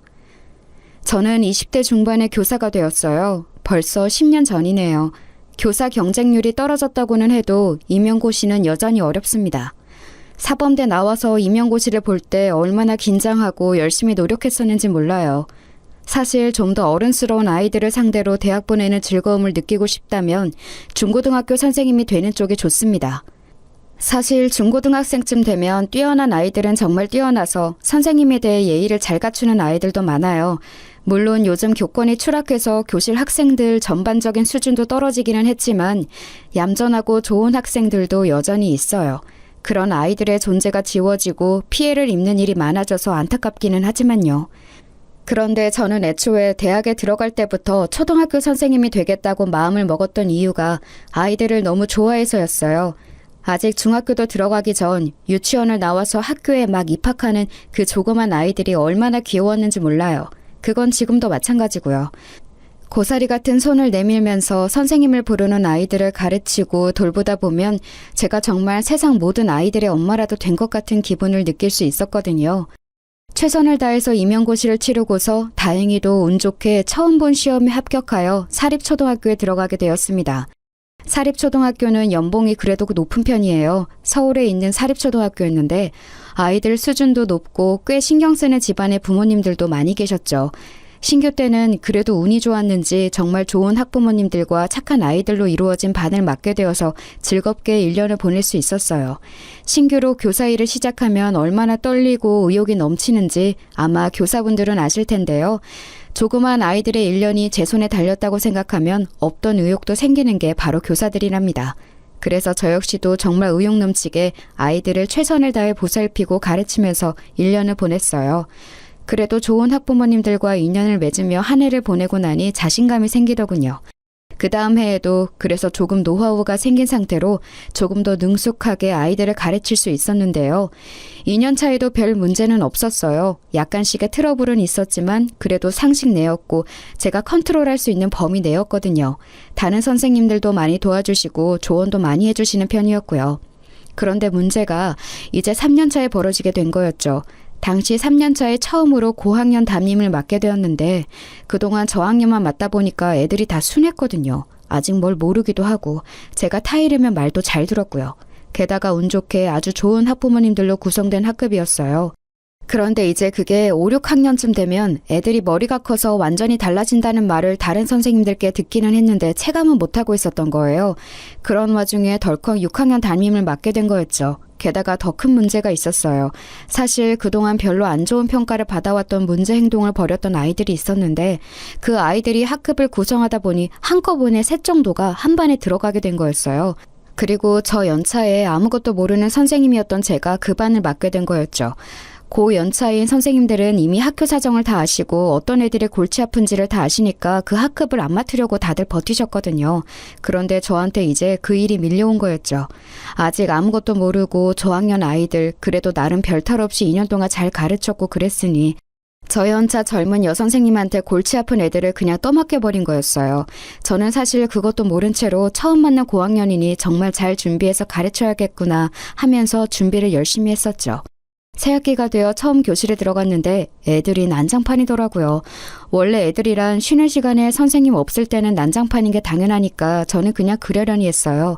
그리고 모두 앉으라고 이제 수업 시작하겠다고 이야기를 했죠. 그런데 몇몇 애들을 제외하고는 애들이 조용하지를 않는 거예요. 제 말도 안 듣고 그냥 자리에 서서 계속 떠들고만 있어서 선생님이 들어온 줄 모르나 하고서 좀 소리를 높여서 애들을 불렀어요. 애들아 이제 좀 조용히 하고 수업 시작하자 이런 식으로 이야기를 했죠. 그랬더니 반 애들이 저를 쓱 돌아보는데 좀 귀찮다는 눈길 있죠? 그런 식으로 돌아보더군요. 저학년 애기들한테서는 한 번도 받아본 적 없는 시선이라서 저는 좀 충격을 받기도 했습니다. 그런데 겨우 시선 가지고 애들 타박할 수는 없는 노릇이라 그냥 서서 애들이 간신히 자리에 앉는 꼴을 보고 있었죠. 그중에 유달리 한 애가 느적거리면서 늦게 자리로 가서 앉더라고요. 앉아서도 계속 다리를 떨고 책하고 공책을 집어던지면서 중얼중얼대고요. 솔직히 저는 그 애가 요새 문제되는 발달장애라도 가진 아이인 줄 알았어요. 하지만 제가 이 반을 맡을 때 그런 특성을 가진 아이는 없다고 알고 있었고 전달받은 바도 전혀 없었거든요. 그래서 좀 수상해서 걔를 자세히 들여다보고 있었죠. 첫날은 어찌어찌 지나갔는데 바로 그 다음날부터 시끄러워지기 시작했어요. 다음날 제가 수업에 들어가니까 애들이 여전히 떠들고 있더라고요. 그래서 다시 자리에 앉으라고 이제 수업 시작한다고 제가 소리를 좀 높였어요. 그런데 애들이 왁자지껄 떠들고 있으면 제 목소리가 충분히 안 들릴 때도 많이 있거든요. 그래서 하도 앉지 않기에 조금 더 크게 말을 했었죠. 그날도 애들이 귀찮다는 듯한 얼굴을 하고서는 미적거리면서 자리에 가서 앉았어요. 그런데 몇몇은 아예 제가 왔다는 사실을 알고 제 얼굴을 보고서도 교실에 서서 계속 저희들끼리 장난을 치고 있더라고요. 심지어 그 와중에 한 애는 교실 바닥에 찍찍 침을 뱉어대고 있었어요. 저는 애들한테 다가가서 화가 나는 것을 참고서 조용히 지시했습니다. 자, 애들아, 이제 수업 시작할 텐데 자리에 가서 앉아야지. 싫은데요? 순간 저는 귀를 의심했습니다. 아무리 요즘 애들이 건방지다고는 해도 초등학생이 이런 식으로 선생님한테 말대답을 할 수 있다니 믿을 수가 없었어요. 아무리 고학년이라고는 해도 아직 중학교도 들어가지 않은 아이들이었는데 말이죠. 자리에 앉아야 해요. 그래야 친구들하고 같이 공부를 하지. 하지만 어쨌든 요즘은 안 좋은 말로 꾸중이라도 하면 학생들이 도리어 선생님한테 반발한다는 것을 알고 있었기 때문에 저는 좋은 말로 타일렀습니다. 그렇게 건방진 아이들이 이런 말에 제대로 순응할 거라는 기대는 저도 하지는 않았지만요. 싫은데요? 저 여기 서서 들을 건데요? 제 마음대로 할 건데요. 선생님이 뭔데 저한테 자리에 앉아라 말아요? 그 애는 숨도 쉬지 않고 저한테 따발총처럼 건방지게 말을 쏴댔습니다. 학교 애들이 전부 못된 건 아니었어요. 얌전하고 착한 애들은 놀란 채로 저와 그 학생의 눈치를 보고 있었죠. 하지만 그의 주변으로 하필 그 품행이 바르지 않은 애들이 모여 앉아 있어서 걔네들은 제 얼굴을 보면서 희죽이고 웃고 있었어요. 제가 당황해서 얼굴이 굳어지는 반응을 즐기는 게 뻔했죠. 저는 겨우 교사로 일한 지 3년째 된 어린 선생님이었고 학생들이 이렇게 노골적으로 반항하는 것을 처음 겪어서 너무 당황했어요. 글쎄 이걸 교사 자질이 없다고 말씀하실 수도 있겠지만 누구든 교사라는 직업의 경험치를 다 쌓은 후에 교사가 되는 것은 아니거든요. 저도 당시 저연차 교사로서 아이들에 대한 경험이 무척 적은 상황이었고요. 솔직히 그러면 안 되는데 저는 저도 모르게 목소리가 높아졌어요. 선생님한테 그렇게 말하면 안 되는 거야. 버릇없이 이게 무슨 말버릇이니? 선생님 지금 저한테 소리치셨어요? 학생한테 소리 지르면 안 되는 거잖아요. 애가 빈정대듯이 말하는데 그때 기싸움에서 밀리면 정말 한 해 동안 아예 애들을 잡을 수가 없겠더군요. 주변에서 얌전한 애들도 숨죽이고 저희를 지켜보고 있었고 좀 못된 애들도 제가 지지 않고 소리를 높이니까 움찔한 기색이었어요.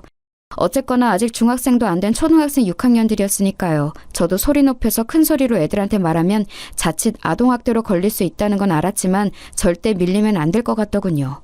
내가 언제 소리를 질렀니? 선생님 목소리는 원래 크다. 그리고 너 지금 선생님한테 대들었으니 뒤로 나가서 10분간 서 있어라. 책 들고 가. 공부는 해야 하지 않니? 제가 엄한 목소리로 꾸짖으니 아이는 움찔하면서 제 눈치를 보았습니다. 아무리 건방진다고 해도 아직 어린애였어요. 사립초라서 아주 불량한 애들은 또 없었거든요. 사실 불안하기는 했어요. 요즘은 초등학교 고학년 애들도 선생님을 우습게 알아서 대들고 심지어 때리기까지 하는 애들도 있다는 건 알고 있었지만 그래도 저는 한 해 동안 애들 가르칠 걸 생각하면 물러날 수가 없더라고요. 다른 사람도 아닌 제가 이 아이들을 전부 책임지고 가르쳐야 했으니까요. 하지만 눈치를 보는 듯했던 그 애는 곧 열받는다면서 크게 소리를 지르고 발을 굴러대기 시작했습니다. 저는 겨우 초등학생인 애가 그렇게 욕을 할 수 있다는 걸 그때 처음 알았어요. 물론 요새 초등학생들이 정말 어른 못지않게 더러운 말도 하고 거칠 수 있다는 건 알았지만 눈앞에서 실제로 목격하는 건 완전히 다른 일이죠. 게다가 제가 가르치는 제 학급에 그런 애가 있다는 사실까지 알게 된 거였으니까요. 심지어 교실 바닥에 침까지 뱉더군요. 그런데 큰 소리가 나서인지 학기 초라 복도를 이리저리 다니며 학급들을 살피던 교감 선생님이 창문 너머로 나타나셨어요. 다른 학급 애들도 숨죽이고 전부 뚫어져라 쳐다보고 있지. 교감 선생님 얼굴도 보이지. 저는 물러나지 않고 단호한 태도지. 이러니까 그 건방진 학생도 더 반항하기가 애매한지 씩씩대면서 뒤로 나가더군요. 제가 책을 가지고 가라고 했지만 책을 도리어 책상 위에 집어던지고서 책상 다리를 걷어차면서 나갔어요. 저는 너무 속이 울렁거리고 심장이 뛰었지만 침착한 척 다시 교탁으로 돌아와서 앞에 섰죠. 그러고 나서 책을 펴라고 하자 애들이 슬금슬금 눈치를 보면서 책을 다들 폈어요. 지금 제가 저 건방진 애하고 기싸움에서 이긴 것이라 애들이 제 말을 듣기 시작한 것이 느껴질 정도였죠. 창문 밖에서는 교감 선생님이 한참이나 지켜보다가 고개를 설레설레 젓고서는 곧 사라지셨어요. 10분이 지난 뒤 쿵쾅대면서 자기 자리로 돌아간 그 애는 노골적으로 불만을 표시하면서 책상에 엎드려서 제 얼굴도 보지 않더군요. 뭐 괜찮았었어요. 학급 다른 친구들의 공부를 방해만 안 한다면요. 문제는 그런 애가 하나 있으면 학급의 면학 분위기가 애초에 다 흐려져 버린다는 거였죠. 순하고 모범적인 대다수의 학생들이 그렇게 마음대로 멋대로 행동하는 아이 두세 때문에 공부도 하지 못하고 선생님에게 제대로 된 지도도 받지 못한 채로 피해를 보는 경우가 많거든요. 그래서 저는 그 애를 비롯해서 아까 저한테 빈정대는 눈길을 한 3명한테는 절대 기싸움에서 밀리면 안 되겠다는 생각이 들었어요. 사실 선생으로서 학생하고 기싸움을, 심지어 초등학생하고 기싸움을 이겨야 한다는 생각을 하는 게 너무 한심하긴 했습니다만 그렇다고 해서 여기서 밀릴 수도 없는 일이었죠. 그렇게 그날 수업이 모두 끝나고 나서 애들 가고 난 후 제 뒷정리를 하고 있는데 교감 선생님이 저를 부르시더군요. 손 선생, 내가 아까 지켜봤지만 앞으로는 그렇게 하면 안 돼. 무슨 말인지 알죠? 네? 어떤 거요? 아까 애한테 소리친 거 말이야. 걔 부모님이 좀 그런 분이거든. 언제 어떤 것으로 물고 늘어져서 1년 내내 골치 아프게 할지 모르는 일이라서 그래. 하지만 그렇게 하지 않으면 걔가 학급 분위기를 다 망칠 텐데요. 1년 내내 다른 애들이 피해를 정말 많이 볼 거예요. 걔가 들어간 학급은 어쩔 수가 없어요. 여태까지 계속 그래왔으니까. 그냥 손 선생도 포기하고 걔는 하고 싶은 대로 하게 내버려두는 게 좋아. 교감 선생님은 걱정스러운 얼굴이셨어요. 하지만 동시에 저는 교감 선생님 표정에서 긁어 부스럼 만들지 말아라 라는 의미도 읽을 수 있었죠. 그냥 걔를 내버려두기만 하고 6학년이니 딱 1년만 참으면 졸업시켜서 잊어버릴 수 있다는 뜻이기도 했을 거예요. 학교 현장에서는 정말 어쩔 수 없는 애들을 전학시켜버리거나 해서 학교에서 일단 나가기만 하면 그래도 잊을 수 있었으니까요. 졸업이 딱 1년 남았으니 그 기간만 버티면 된다는 거였죠. 하지만 저는 그럴 수는 없었어요. 그 건방진 학생 자신도 사실 문제죠. 아무리 건방을 떤다고 해도 겨우 초등학교 6학년생이잖아요. 지금 버릇을 고치면 그래도 향후 인생을 살아갈 때 많은 도움이 될 텐데 시도도 안 해보고 항복한 채로 그냥 포기해버릴 수는 없었어요. 게다가 제가 아주 저연차 교사였고 나름대로 청운의 꿈을 꾸고 있던 때였기에 더 그랬죠. 게다가 그 애를 그냥 두면 학급의 얌전한 아이들도 완전히 흐려진 분위기 속에 처할 게 뻔했고 어떤 아이들은 그 버릇을 닮아서 더 나빠질 수도 있었어요. 일단 저는 교감 선생님한테는 그냥 고개를 끄덕이고서 나왔지만 그 다음 날도 또 그 다음 날도 그 애한테 져주지 않았어요.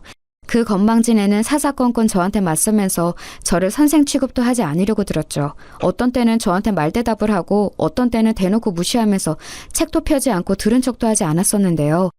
그래도 저는 일단 교감 선생님이 하신 말씀도 있기 때문에 소리는 높이지 않았지만 일단 아이 앞에 앉아서 저를 쳐다보고 말을 들을 때까지 차분하게 계속해서 지시했어요. 그 때문에 다른 아이들이 제대로 공부를 배우지 못해서 피해를 입었지만 그래도 학기 초에 애를 잡아놓는 게 분명히 나을 거라고 생각되어서 별다른 도리가 없더라고요. 그런데 그러다가 제가 결국 목소리를 높이고 화를 내게 된 사건이 터졌죠. 그 애가 몰카를 찍으려고 덤빈 거였어요. 제가 치마를 입고 왔을 때 노골적으로 제 치마 밑으로 핸드폰을 넣어서 촬영하려고 들었거든요. 믿어지세요? 겨우 초등학교 6학년생이 그런 짓을 하더라고요. 제가 살짝 교실을 걸으면서 가르치고 있었거든요. 그런데 맨 앞줄에 앉은 그 녀석이 슬쩍 발을 내밀어서 제 쪽으로 뻗더라고요. 저는 그런가 보다 하고 그냥 애들을 보면서 시선을 위로하고 있었는데 다시 돌아서 앞쪽으로 가려다가 밑을 보게 된 거예요. 그의 녀석이 운동화에다가 핸드폰을 붙여서 제 치마 아래쪽으로 넣어서 촬영을 하고 있더라고요. 저는 저학년을 가르칠 때는 진짜 상상도 못했던 일이라서 순간 열이 뻗쳐서 말이 안 나올 정도더라고요. 저한테 발각된 주제에 그 녀석은 난처해하지도 않고 빙글빙글 웃으면서 핸드폰을 슬쩍 뒤쪽으로 가져가는데 제가 빼앗아 버렸어요. 그랬더니 걔가 그러는 거예요. 선생님 핸드폰 주세요. 지금 제 물건 빼앗아 가는 거예요? 너 이게 무슨 짓이야? 지금 뭐 찍은 거야? 너 제정신이니? 저도 모르게 목소리가 있는 힘껏 높아져 있었죠. 네, 물론 아동한테 큰 소리를 내서도 거친 말을 해서도 안 되는 게 교사의 본분인 것은 알아요. 하지만 이런 상황에서 도저히 침착함을 유지할 수가 없었죠. 게다가 저도 당시에는 겨우 20 중반 갓 벗어난 저연자 교사였고 그 애는 덩치가 커서 거의 고등학생처럼 보일 정도인 애였어요. 제가 얼굴이 새빨개지도록 화를 내는데 그 녀석이 그러더군요. 그 핸드폰 내 거고 내가 찍은 것도 내 거예요. 선생님이 건드릴 권리 없어요. 핸드폰 내놔요. 초등학생 어린애가 딱 저렇게 말을 하더라고요. 진짜 정말 닳고 다른 고등학생 양아치 같은 말투라서 순간 정신이 혼미해지더군요. 저는 빼앗은 핸드폰을 그대로 들고 가서 파일 안에 쑤셔 넣었어요. 뒤에서 그 애녀석이 쫓아오면서 핸드폰 내놓으라고 악을 질러대었고요. 안 된다. 너 이거 찾고 싶으면 부모님 오시라고 해. 선생님 치마 속까지 찍으려고 하는 너 같은 학생은 부모님하고 면담을 해야겠다. 최대한 침착하게 말을 하려고 노력했습니다. 정말 노력 많이 했어요. 하지만 목소리가 떨려 나오는 걸 막을 도리가 없더라고요.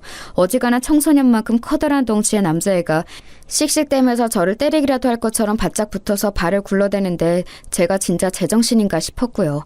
당연히 반 전체 분위기도 엉망이었지만 저는 미안하게도 학급 아이들을 신경 쓸 겨를이 없었어요. 당장 제가 지금 학생한테 치마 속을 찍히는 짓을 당한 터라 손까지 떨려왔기 때문이었죠. 그 녀석은 저를 때리기라도 할 것처럼 씩씩대면서 제 코앞에서 왔다 갔다 하더니 곧 쾅 하고 교실 문을 박차고 나가버렸어요. 정말 선생님이나 같은 학급 친구들에 대한 배려나 존중이라고는 손톱만큼도 없는 애였죠. 심장이 쿵쾅거리면서 뛰었어요. 겉으로는 멀쩡한 척하려고 어찌나 애를 썼는지 손이 후들거리면서 무릎이 떨리더군요.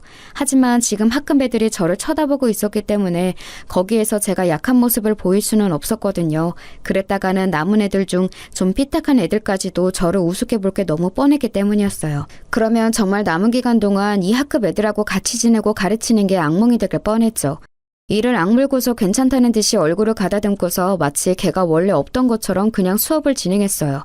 그 녀석하고 비슷한 성향인 애들이 눈치를 보면서 딴지를 걸까 말까 하는 게 느껴졌지만 아무런 표정 변화 없이 그대로 쭉 수업을 진행하니까 말없이 수그러들더군요.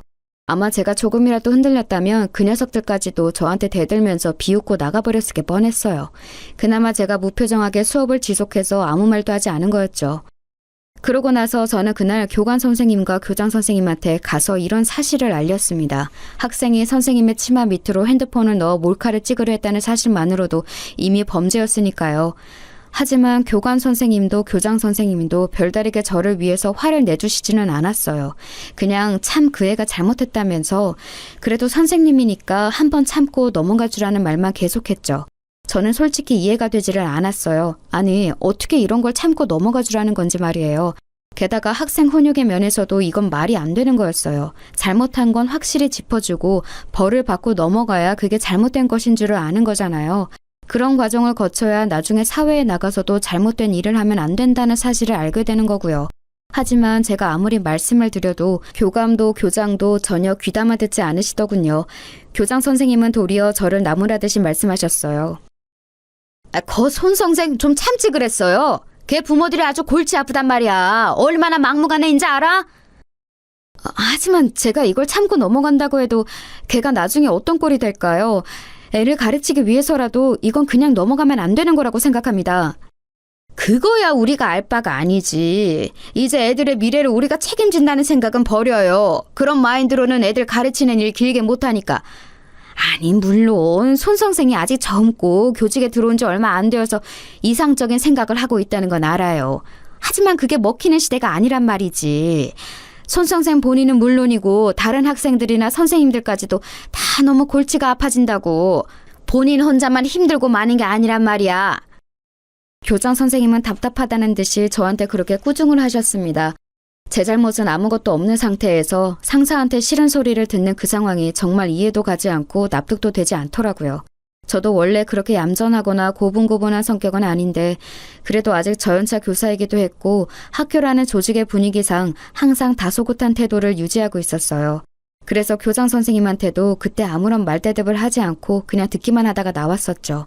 나와서도 정말 속이 뒤집혀서 퇴근을 할 수가 없더라고요. 교장, 교감 선생님과 한참이나 이 이야기를 하고 난 다음이라 이미 해가 거의 저문 다음이었는데요.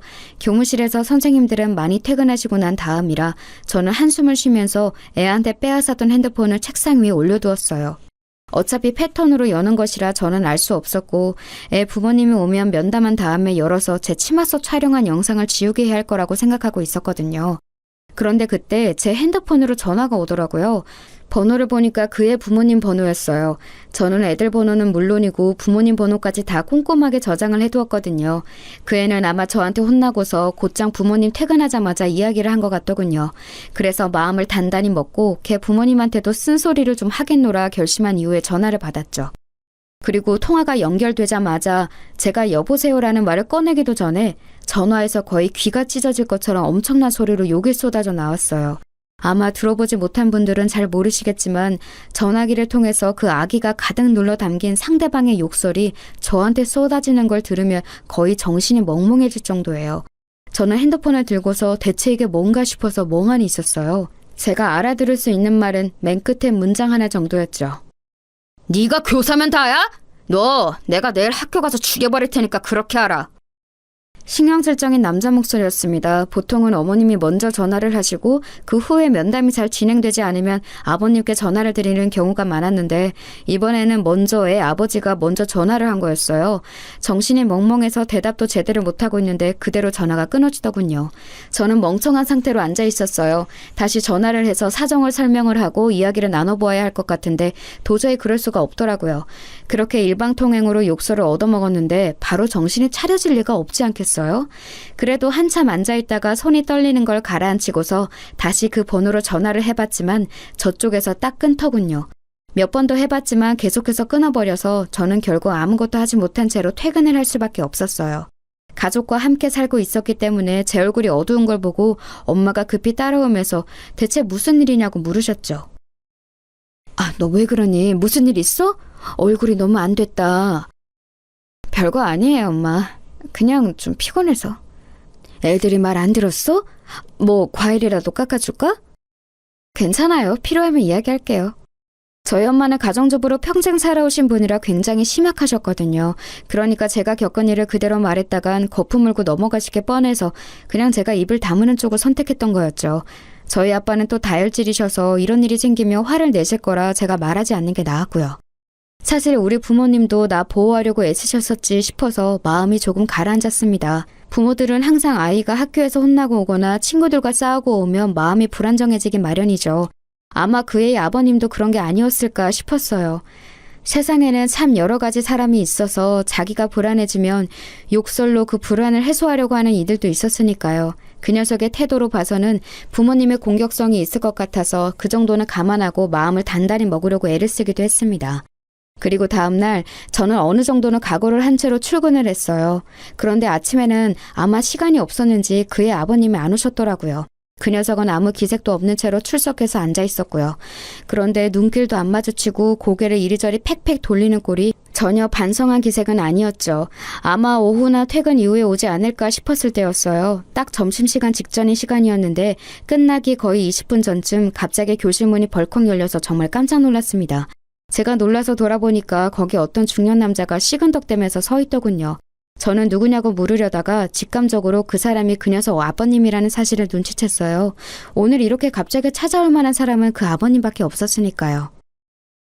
아버님, 혹시 오늘 면담하러 오셨나요? 지금 수업이 아직 안 끝났으니 조금 기다리셔야... 제가 그렇게 말을 하는데 그 학부모님을 기다리지 않고 그냥 교실로 성큼성큼 들어오시더군요. 그러더니 제 멱살을 잡고 다짜고짜로 밀치셨어요. 저는 너무 창졸간에 일어난 일이라서 비틀거리면서 뒤로 거의 넘어질 뻔했는데 다행히 교탁을 잡아서 넘어지지 않을 수 있었죠. 그대로 넘어졌다면 아마 크게 다쳤을지도 몰랐는데 어떻게든 중심을 잡아서 간신히 서 있었어요. 그런데 그 아버님은 거기서 그치지 않고 교탁을 발로 차면서 소리를 질러대더군요. 네가 선생이면 다야, 어? 야, 네가 내 아들 핸드폰 뺏어갔어? 그거 너 강도질이야, 알아? 네가 무슨 권리로 애 핸드폰을 빼앗아가? 너 공산당이야, 어? 남의 재산을 왜 손을 대? 그 아버님은 정말 말도 안 되는 소리를 하면서 목에 핏대를 세워가면서 소리를 질러댔습니다. 저는 그 아버님이 들어오자마자 제 멱살을 잡고 밀쳐서 놀라 손발이 떨리는 와중에 마구잡이로 고함까지 질러대니 견딜 수가 없었어요. 제 나이 겨우 20 중반 조금 넘었을 때였는데 저연차 교사가 감당하기에는 힘든 일이었죠. 학급 아이들이 전부 다 놀란 눈으로 저를 쳐다보고 있는 가운데 그 녀석, 그 애 녀석은 저를 비웃는 얼굴로 빙글빙글 웃으면서 쳐다보고 있더군요. 그리고 그 녀석 주변으로 앉은 비슷한 놈들도 희죽거리면서 쳐다보고 있었고요. 정말 머리가 아득해지는 기분이었어요. 그리고 너 뭐 애한테 소리를 질렀다며? 야, 너 그거 아동학대인 거 알아? 죽을라고 이게 확. 내가 너 고소해서 교사 잘리게 만든다. 알아? 이런 게 선생이랍시고 자리 보존하고 앉아가지고 애한테 소리나 지르고 말이야. 아버님 진정하세요. 일단 말씀이라도 좀 들어보시고. 야, 됐어. 내가 지금 교장하고 교감한테 가서 단판 짓고 올라니까. 너 진짜 가만 안 둔다. 그렇게 고함을 지르고서 그 아버님은 순식간에 애를 데리고서는 교실 밖으로 사라져버렸어요. 저는 이제 정말 다리가 떨려서 제대로 서 있을 수가 없더군요. 그렇게 제가 봉변을 당하는 사이에 점심시간 벨이 울렸고 차라리 다행이라는 생각이 들어서 저는 애들한테 밥 맛있게 먹으라는 인사만 간신히 한 채로 교무실로 들어왔어요. 당연히 저는 아무것도 먹지 못했죠. 그러고 나서 한 30분쯤 뒤에 교장실에서 내선 전화가 걸려왔어요. 손 선생, 다시 그 아버님께 전화드려서 정중히 사과드려. 그리고 애한테 핸드폰 돌려주면서 또 미안하다고 사과 꼭 하고. 안 됩니다. 저는 잘못한 게 없어요. 제가 왜 사과를 드려야 하나요? 그리고 그 핸드폰 안에 불법 촬영물이 있는데 그걸 돌려주라는 말씀이세요? 저는 너무 놀라고 화가 나서 대뜸 목소리가 높아졌어요.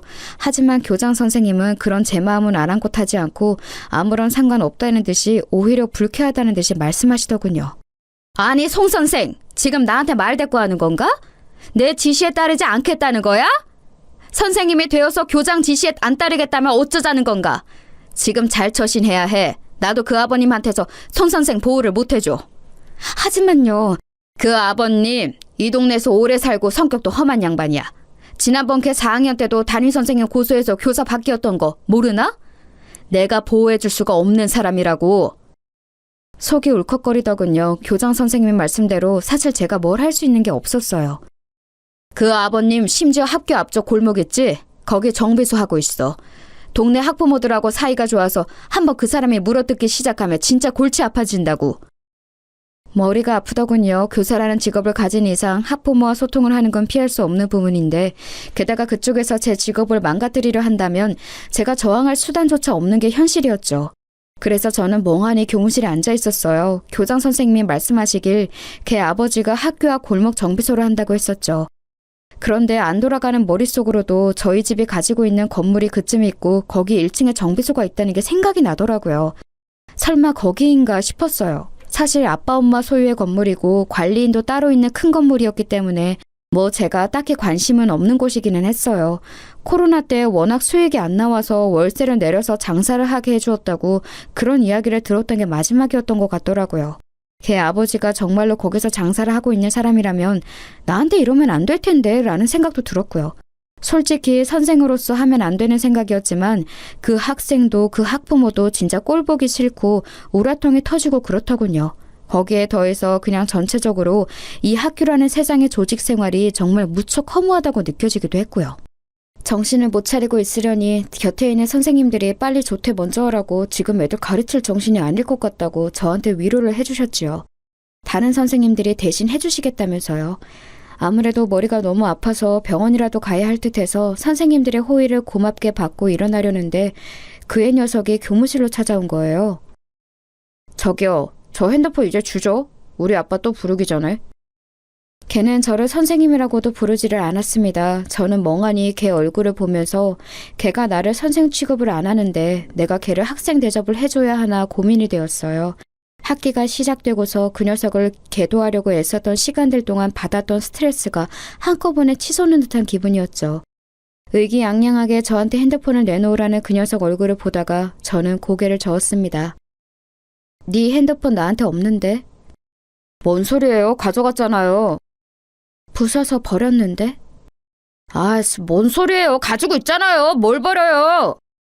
걔는 당황하면서 저를 몸으로 밀치고 제 책상 서랍이 열려고 했어요. 그때 옆자리에 있던 선생님이 몸으로 얼른 끼어들면서 걔를 막아섰었죠. 아, 뭐 하는 거니? 지금 너 다른 사람 물건 막 만지는 거야? 돌아가서 그냥 네 부모님하고 상의하고 다시 와. 선생님이 다 생각이 있으시겠지.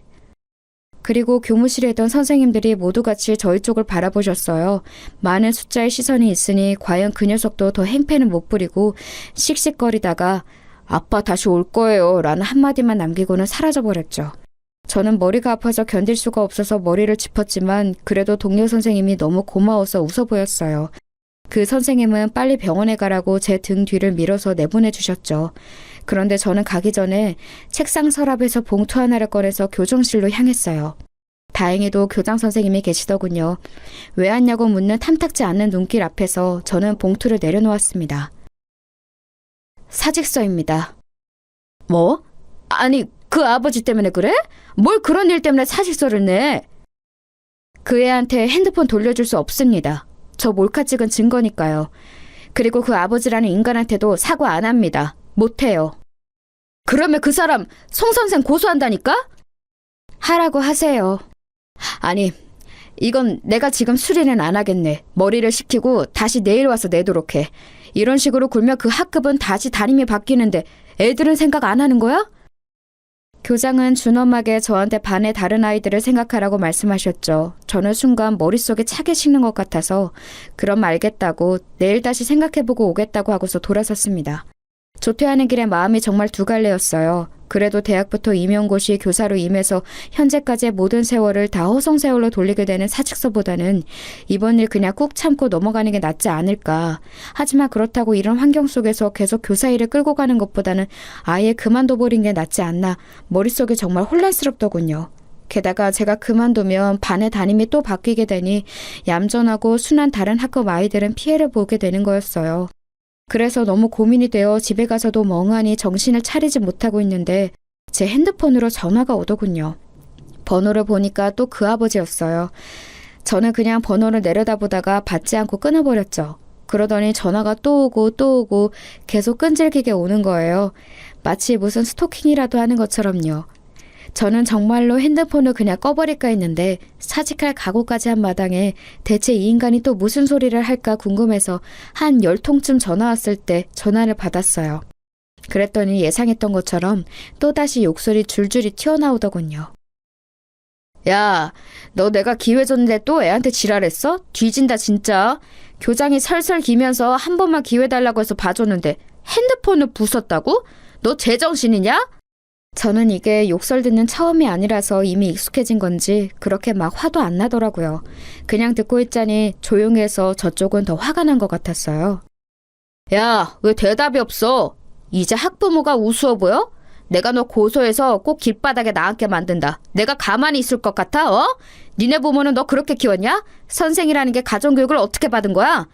야, 니네 애미애비는 대체 뭐 하는 것들이길래 이런 걸 선생이랍시고. 저는 가만히 듣고 있다가 그 사람 말이 저희 부모님에게까지 가자 더 듣고 싶지 않아졌어요. 그래서 가만히 확인차 물어보았죠. 아버님, 이 동네에서 정비소 하신다고요? 그래, 내가 여기 아는 사람이 몇 명인데 내가 학부모들하고 이야기해서 너 가만히 안 둔다. 애 핸드폰 들고 와서 우리 집 앞에서 무릎 꿇고 사과해. 네 부모까지 와서 무릎 같이 꿇어. 듣다 보니 이게 정말 요즘 말하는 진상 학부모구나 싶더군요. 그래서 저는 그냥 내일 뵙죠 라고 말하면서 전화를 끊었어요. 또다시 전화가 왔지만 아예 그 번호를 차단시켜버렸죠. 저는 그렇게 하고서 거실로 나갔어요. 제 방에 아무 말도 없이 들어가서 저를 걱정하며 안절부절 하시던 엄마가 저한테 얼른 달려오셔서 제 손을 붙들고 소파로 가서 앉으셨죠. 대체 무슨 일이야? 너 뭐 큰일 있지? 계속 얼굴이 너무 안 좋아. 엄마 나 사직하려고. 뭐? 그게 무슨 소리야? 무슨 일이 있었길래 그래? 엄마는 너무 놀라서 눈을 크게 뜨면서 물어보셨습니다. 솔직히 말하면 성인이 되어 직업적으로 독립했다면 이런 이야기는 다 해결된 다음에 부모님께 말씀드리는 게 맞다고 생각하고 있었어요. 하지만 이렇게 제가 구속으로 몰린 마당에 저희 부모님의 힘을 빌리지 않을 이유도 없었습니다. 유치하고 치졸하긴 해도 저도 그냥 있을 수가 없겠더라고요. 제가 그동안 있었던 일을 이야기하자 엄마 얼굴색이 새파랗게 변했다가 새하얗게 변했다가 아주 난리가 났더라고요. 엄마한테 스트레스를 드리고 싶지는 않았는데 그렇게 화를 내시는 모습을 보니까 마음이 안 좋았어요. 엄마는 벌떡 일어나서 이리저리 왔다 갔다 하면서 입술을 잘근잘근 씹으셨습니다. 그런 짐승 새끼 같은 애비하고 자식 새끼가 다 있지? 근데 그런 것들이 선생님이 너한테 그 지랄을 했다고? 심지어 교장은 너한테 사과하라고 했고? 그래서 나 더 이상은 못 다니겠어요. 그냥 다른 곳으로 취업하려고. 그래. 그리고 네가 뭐가 모자라서 거길 계속 다니니. 넌 네 아빠 사업이나 건물 하나만 물려받아도 먹고 사는 데는 지장 없어. 그 새끼들이 뭐 알지도 못하면서. 고소? 고소 같은 소리 하네. 네 아빠 아는 정감만 몇 명인지 아니? 엄마는 거의 입에서 불을 뿜을 기세로 화를 내시더라고요. 그래서 제가 헤헤 웃었어요. 안 그래도 아빠한테 부탁드릴 게 있어. 아빠 건물 중에 우리 학교 앞쪽 1층에 정비소 있는 곳 있지? 응, 있지. 그 정비소가 그 앱이라는 놈이 하는 곳이래. 뭐? 하면서 엄마는 더욱이나 길길이 뛰면서 화를 내시더라고요. 사실 그럴 수밖에 없었어요. 엄마가 하시는 말씀을 들어보니 그 정비소는 코로나 때부터 쭉 장사가 안 되어서 그때 한번 임대료를 내려주었고 요즘은 더욱이나 어렵다고 하도 우는 소리를 해대서 한 번도 내려줬다더라고요. 심지어 요 몇 달간 그것도 제대로 내지 못했는데 하도 사정을 해서 아빠가 그럼 경기 회복되면 그때 갚으라고 도촉도 안 하고 계신데요. 그런데 그렇게 사정을 다 봐주고 있는 인간이 학교에서는 완전히 얼굴을 바꿔서는 담임교사한테 지랄을 떨어대고 있었던 거였어요. 세상에, 난 정말 그 사람이 그럴 줄은 몰랐다. 엄마는 너무 어처구니가 없다는 듯이 말씀하셨어요. 그 인간이 부모님께 사정을 할 때는 그렇게 세상에 없이 가련하고 가엾은 가장처럼 말했다고 하시더라고요. 애가 둘에 아내도 아픈데 장사가 안 되어서 너무 힘들다고 제발 한 번만 봐달라고요. 돈이 없어 생활도 힘들다고 했다고 하는데 그렇다기에는 제가 입수한 애 핸드폰이 아주 최신형이더라고요. 제 것보다도 훨씬 더요. 그리고 곧 아빠가 돌아오시자마자 엄마하고 저는 그 사정을 전부 아빠한테 이야기했어요. 아빠는 평상시에는 자상하고 다정한 분이지만 한번 화가 나면 급발진도 그런 급발진이 없거든요. 아무 말 없이 저와 엄마 이야기를 듣고 계시더니 아빠는 곧 말씀하셨어요. 너 내일 아침 일찍 사직서 내고 와라. 교장 이야기 들을 것도 없다. 네가 애들 가르치는 걸 좋아해서 교사를 직업으로 삼은 거지. 생계 때문에 돈 벌어야 하는 것도 아니잖아. 그런 곳에서 네가 고생할 필요 없다. 아빠는 딱 잘라서 말씀하셨어요. 사실 저희 집이 뭐 저 하나쯤 돈 안 번다고 어떻게 되는 집은 아니었거든요. 이 동네에만 상가 건물 제법 큰 걸로 4채가 있고 서울 안에 좀 더 있었고요. 그리고 다음날 아침 아빠가 운전하시는 차를 타고서 저는 학교로 들어갔어요. 일부러 조금 늦게 가서 학생들이 드문드문 등교하고 있었죠. 저는 차에서 내려서 곧장 교장실로 갔어요. 커피를 마시려던 교장이 놀라서 저를 돌아보는데 그냥 사직서를 내려놓고서 돌아서서 나와버렸죠. 그리고 아빠가 기다리다가 차에서 내리셨어요. 저희 아빠 차가 좀 겉으로 보기에 많이 튀는 외제차라서 운동장에 세워놓으니 학생들이 수군대면서 지나가는 게 느껴지더라고요. 약간 쪽팔리기는 했지만 어쨌든 아빠하고 같이 학교 앞쪽 그 정비소 쪽으로 갔어요.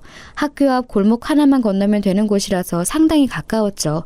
정비소가 아직 열기 전이었지만 어차피 그 뒤쪽에서 살림집하고 같이 있는 형태라서 아빠가 곧장 그 정비소 사장한테 전화를 걸었어요. 저한테는 그쪽 목소리가 들리지도 않았지만 아빠가 짧게 몇 마디 하니까 나오겠다고 하는 것 같더군요. 그러고서 채 3분도 안 지났는데 헐레벌떡 사장이 튀어나왔어요. 바로 그 싸가지 없는 애녀석 아버지였죠. 순간 그 사람은 저하고 눈이 마주친 채로 무슨 일인가 헷갈리는 얼굴이었어요. 그리고 아빠가 그 사람한테 그러셨죠. 인사해. 내 딸일세.